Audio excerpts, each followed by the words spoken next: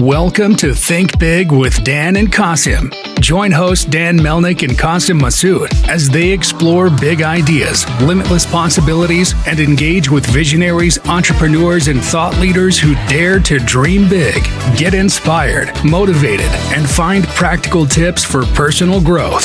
Think big, dream bigger, and ignite your potential. Welcome to Think Big with Dan and Qasim. Our guest today is Jason. So Jason, if you want to go ahead and introduce yourself, tell us where you live and what you do. Yeah. Hi, everyone. My name is Jason. I currently live in Honolulu, Hawaii. That's the background behind me. And what do I do? I thought that was an easy question to answer, but it's become harder and harder. The short version is I'm the Chief Operating Officer to Ethan Evans. He's a retired Amazon Vice President, and we're building a company called Level Up, which is essentially executive insights, high performance habits, and specific career actions for no BS career breakthroughs. Awesome. So are you essentially focusing on people who are also in the Amazon ecosystem, or like any founders or any, business people? Who is kind of like your target audience for this? Our core ICP right now are VPs, directors, senior managers, and senior ICs in big companies. I would say we index very high in big tech, the Magnificent Seven or FANG, whatever you want to call it. But we're seeing a broader expansion towards ICs as that profile starts to grow in this age of AI. And we do get the occasional startup founders and entrepreneurs. They're dear to my heart. That's awesome. So in terms of the problem that you're solving, I guess can you just talk more about that, and also your background? What kind of inspired you guys to go and launch this business and help executives? Yeah, so I'll start with the mission first. So Ethan retired from Amazon after being a VP there. He was at Amazon for about 15 years, but he's very mission driven. His goal is to pay it forward, the good career fortune, specifically solving the problem that managers and leaders are never trained well at companies. So the negative side effect is when you become a first-time manager or a first-time big leader, your team is usually the guinea pig as you figure it all out.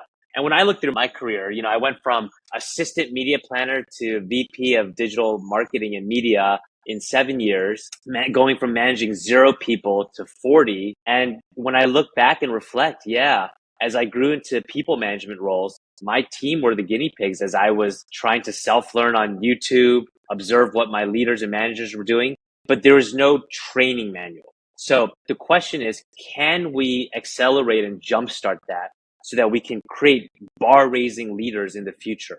Because other interesting part is most people don't leave bad companies, they leave poor manager fit. So then you break down what's a poor manager. Okay, it's a manager who's maybe unsupportive or not empowering or not bold and inspiring, all these things, right? So the key is if we could fix that, we believe we could help a lot of people in their careers. So we aligned really well on the mission, the two of us, and we work really well together. So I would say mission aligned first. We work really well in terms of our traits and habits. So, for example, we prefer ownership, accountability, bias for action, a lot of Amazon traits because we're both ex-Amazonians. And then we like big scale and impact. That's what we've been doing. That's awesome. And then in terms of, because obviously, so you mentioned you guys both come from Amazon. So has that been a good kind of natural fit to find executives that are also from Amazon, or have you found people from other similar kind of adjacent companies? And obviously Amazon's culture is quite different. They are today in 2025 the largest employer in the US, and it's quite a different style than any other tech company per se, especially because they are tech, but also they have physical products and warehousing. So it's a very kind of a different style. So has that been, kind of where you found people, or has it been people who are from other organizations as well? You're right that Amazon is a very peculiar company and does have a very peculiar culture. It's interesting because we've seen a lot of other companies, particularly high growth startups, adopt a lot of Amazon's mechanisms, from narrative writing, leadership principles, bar raiser for hiring programs, etc. To answer your question directly, we have a lot of Amazonians. No surprise, right? Because that's the first degree of our network. But majority of our course alumni, newsletter followers, and LinkedIn readers are broadly big tech. So Meta, Google, Microsoft, Apple, NVIDIA, OpenAI. And then we also see a lot of the broader Fortune 500s. If you look at our course landing page, you'll see logos from the Home Depot, McDonald's, Fidelity, JP Morgan Chase, Bain & Company, Boston Consulting Group, Visa, MasterCard, it runs the gamut. I think it's for anyone who is ambitious and wants to break through their career, meaning level up their skills, get promoted, or be a stronger leader for their team if they're already an executive. So let's kind of dive deeper into the course, into the offer, right? So for people who are kind of earlier stage in their career that do want to aspire to be a VP and executive, like it's like at a large company, what are some of the biggest mistakes that you see people making where they can get like the most value because they're kind of working with you and your team? Okay, that's a good question. A few things immediately come to mind. Number one, 90% of managers that we ask, their direct reports never ask them, how can I help you? 90%. It is flabbergasting, right? So just the simple act of asking your manager, how can I help you? You'll stand out. So there's two advanced forms. This is one of the algorithms or recipes for rapid career growth. Do your job well. That's table stakes. Then ask your manager, how can I help you? Whatever they give you, whether it's a big project or small project, just get it done well and quickly. It's interesting. Ethan has a saying, results are the currency of credibility. Because a lot of people ask, how do I build credibility and trust with senior leaders? Well, you first do it with the results. That's how they begin to trust you. So anyways, you do that, you repeat that. Then once you start to have a reputation of reliability and results driven, then you start to ask your manager, hey manager, these are my career goals. It could be promotion, level up scaling, whatever. And you say, are there things I can help you with that also relate to my career goals? Then you just keep doing that, right? And then you just rinse and repeat this. And this works at every level. Entry, middle, senior, executive. Ethan used it when he was at Amazon VP, both up, down, and sideways. Now, the two other forms of that is at this point, you're just asking your manager, what can I help you with, right? Once you start to build the reputation, the second stage is you start suggesting solutions. Hey, manager, I noticed this problem or challenge that we have on our team. Here are my two solutions for it. Is there one that you align with that I can act on? That's second stage. Third stage is we call it just do it. Hey, manager, I noticed this problem. I did it. I did XYZ and I fixed it. Here it is. So what you want to do is you want to blend all three styles based on the information you receive, how deep you need to get your manager in. So that's one point. I'll quickly touch on a few others that people get often mistake. They don't know how to manage up effectively. And people think there's like a secret playbook or hack that you could do. But one of the most lowest hanging fruit tips you can do is just observe your manager and in terms of how they respond or the questions they ask in meetings or in emails. Like you essentially want to put together a FAQ guide, frequently asked questions from your manager, and then proactively solve it.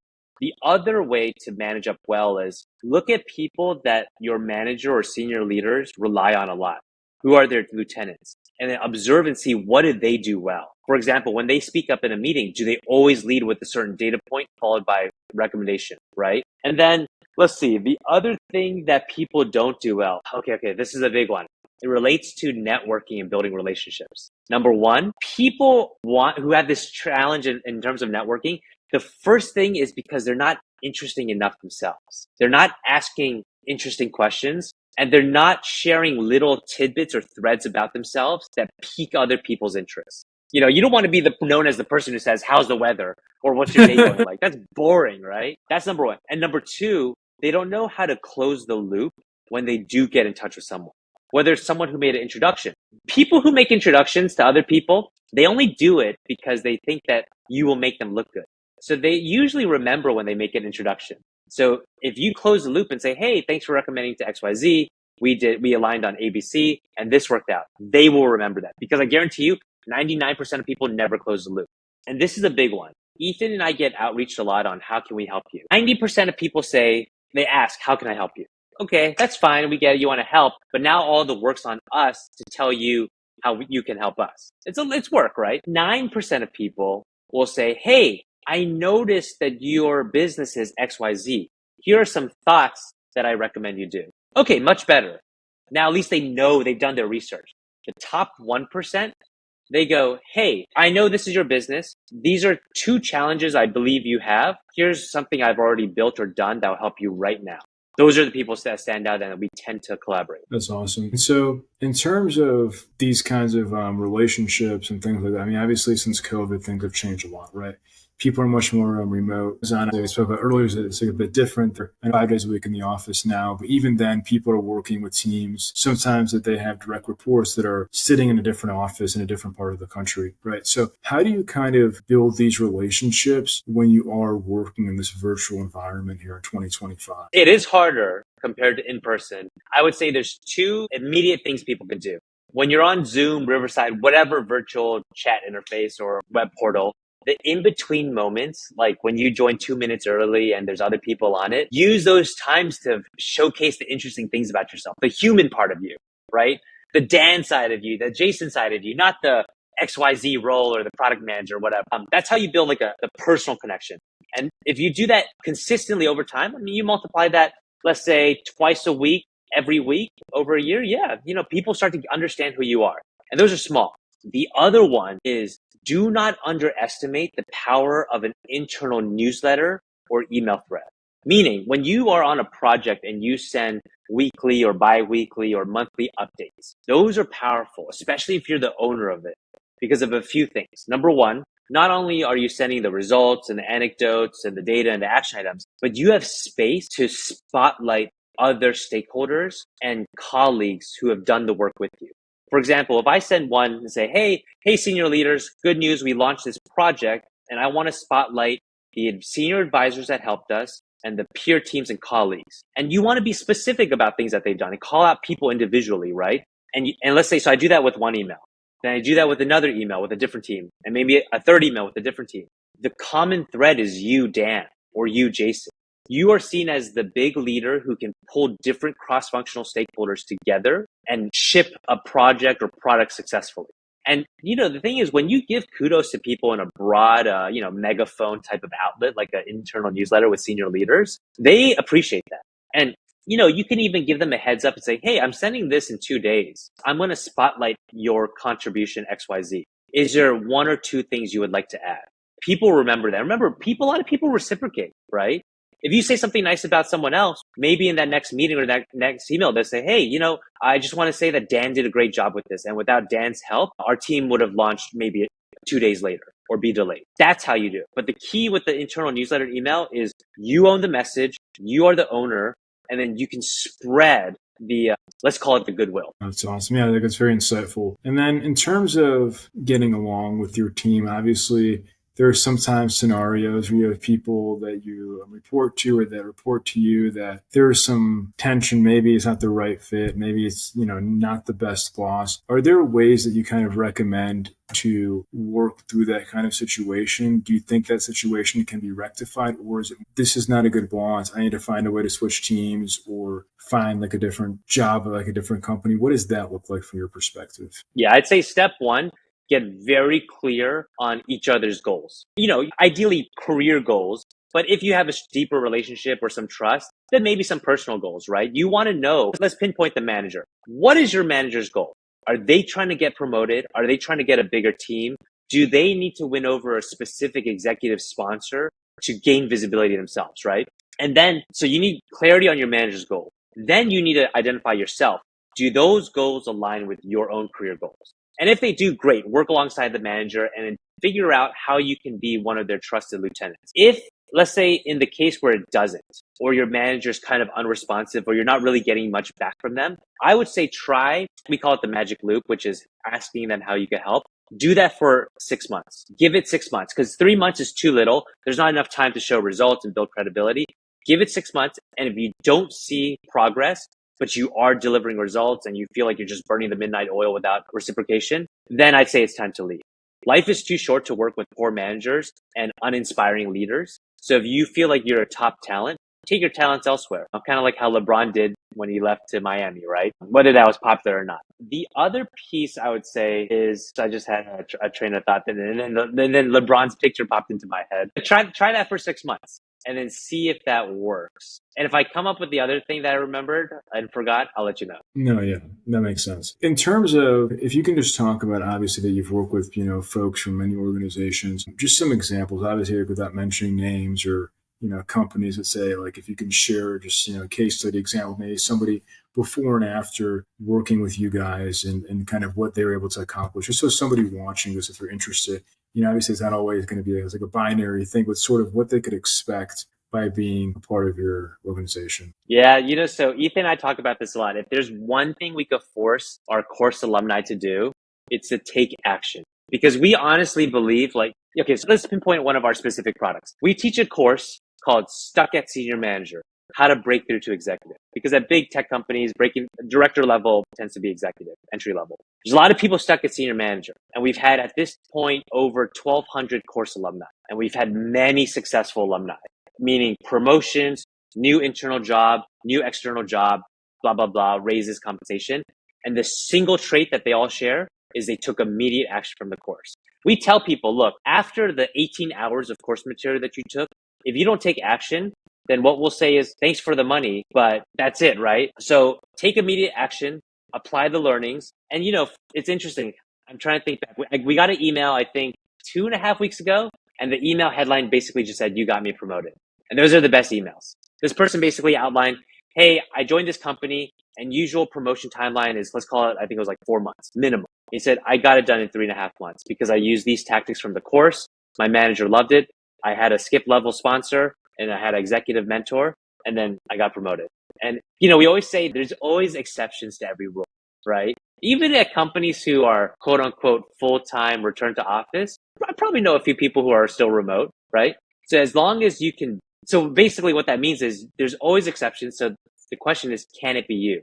What do you have to do that? We get a lot of successful, we call them alumni success stories, and we love them. It really motivates us. So obviously now we're kind of, mid Q2 here of 2025. So what are some of the biggest things that you're focused on here for the rest of this year? Okay, the big one is we just publicly launched Ethan Evans AI, or Ethan GPT on ChatGPT. So we took 450,000 plus text from Ethan.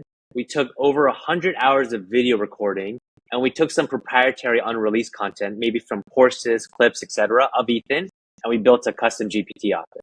It's free. It's on ChatGPT. It's called Ethan Evans AI. The feedback has been overwhelmingly positive. Someone just commented, I've already had a 20,000 word conversation with this. And then this person asked it to dive deep into his personality traits, which I thought that was interesting because I'd never done that with it. And he's like, oh, it really helped me. And then this other person said, I just got an email back from my engineering manager, and it was quite aggressive email. So he said what he did was he inputted the emails and the relevant docs into Ethan GPT and asked it, how do I respond back to it? And then he just replied, success. It's interesting. In this age of AI, we've decided to embrace the technology, fuse it into everything we do. And I think third, most importantly, invite collaborators to build with us because we believe that's the best way to scale with AI and our content. So we launched Ethan Evans AI. That's V1. We're inviting any AI builders to help build with us on top of it. But yeah, it's exciting. It's exciting, but also, I'm a paranoid optimist.